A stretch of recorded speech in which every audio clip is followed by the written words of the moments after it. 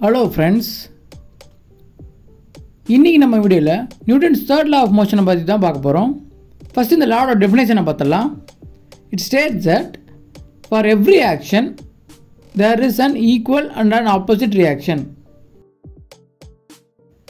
என்ன फ्रेंड्स இது ரொம்ப ஈஸியா தான். சோ இத நான் புரியுற மாதிரி ஒரு எக்ஸாம்பிள் வச்சு சொல்றேன். சோ ஃபுல்லா வீடியோ பாருங்க. இப்போ நம்ம ஃபர்ஸ்ட் கன் ஷூட் பண்ற மாதிரி ஒரு எக்ஸாம்பிள் பாப்போம். இதுல புல்லட் வெளிய போற ஃபோர்ஸ் தான் நம்ம ஆக்ஷன்னு சொல்லுவோம்.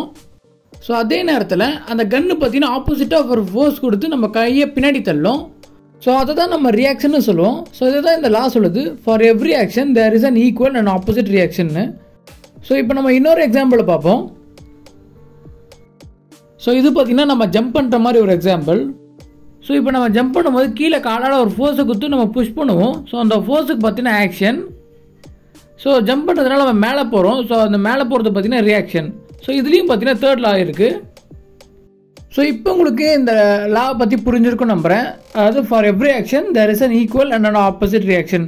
ஸோ ஓகே ஃப்ரெண்ட்ஸ், இந்த வீடியோவில் உங்களுக்கு இந்த லா பற்றி புரிஞ்சிருக்கும் நம்புகிறேன். இந்த வீடியோ உங்களுக்கு பிடிச்சிருந்தா லைக் பண்ணுங்கள், ஷேர் பண்ணுங்கள், சப்ஸ்கிரைப் பண்ணுங்கள். தேங்க்யூ.